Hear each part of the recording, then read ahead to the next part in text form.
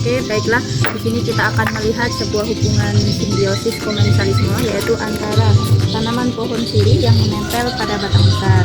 Di sini tanaman pohon sirih ini mendapatkan nutrisi atau makanan, tetapi juga tidak merugikan pohon yang ia tempeli. Bisa kita lihat langsung. Tanaman pohon sirih ini menempel langsung pada pohon, mendapatkan nutrisi juga, tetapi pohon ini masih tetap hidup dengan subur, tidak mati dan juga tidak terganggu.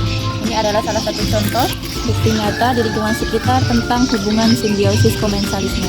Adalah salah satu contoh hubungan simbiosis mutualisme yang terjadi antara tanaman paku-pakuan dengan pohon sawit. Di sini tanaman paku-pakuan menempel pada pohon sawit sehingga dia mendapatkan tempat hidup. Tetapi tanaman ini juga tidak merugikan inangnya atau tidak merugikan pohon sawit. Pohon sawit masih tetap bisa hidup dengan subur dan tanaman paku-pakuannya juga bisa hidup dengan subur serta berkembang biak.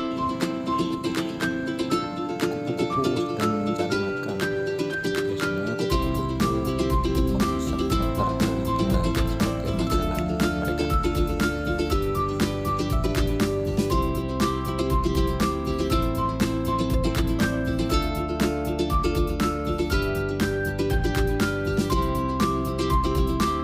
Kita melihat salah satu contoh simbiosis parasitisme yang bisa kita jumpai yang berada di lingkungan sekitar.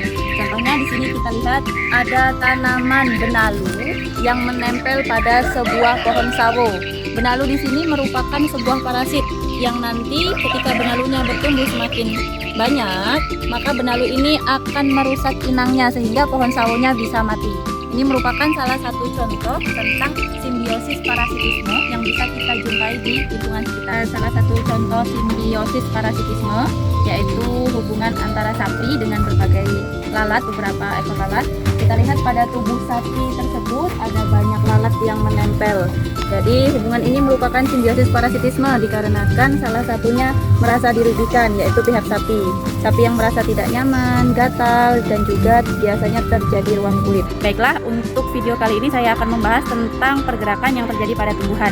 Salah satunya adalah rumput atau tanaman putri malu yang bisa kita jumpai biasanya berada di semak-semak. Oke, kita lihat ke bawah.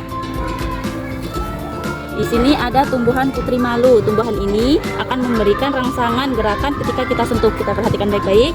Nah, ini daun yang masih terbuka. Ketika kita sentuh seperti ini, dia akan langsung menutup. Nah, ini juga kita sentuh. Nah, dia akan langsung menutup. Ini adalah salah satu contoh gerakan pada tumbuhan yang bisa kita jumpai di lingkungan sekitar. Baiklah, kita akan melihat salah satu tumbuhan yang termasuk dalam kategori ciri-ciri makhluk hidup atau tumbuhan hidup. Salah satunya yaitu pohon jeruk purut. Nah, pohon ini bisa kita lihat salah satu ciri-cirinya dia berkembang. Mulai dari kecil menjadi lebih besar, dia membutuhkan nutrisi dan juga melakukan kegiatan fotosintesis untuk bisa lebih tumbuh subur. Ini adalah salah satu contoh tumbuhan yang bisa kita kategorikan sebagai makhluk hidup. Nah, ciri-cirinya di sini kita sebutkan bahwasanya tumbuhan pohon pisang ini kita sebutkan dia bisa berkembang biak dengan cara itu anaknya banyak itu bertunas. Terus dia juga melakukan fotosintesis sehingga daunnya bisa berwarna hijau. Dan juga pohon pisang ini memerlukan nutrisi, yaitu yang berasal dari dalam tanah, dari tempat dia hidup. Ini adalah salah satu contoh makhluk hidup yang ada di sekitar kita, yaitu pohon pisang.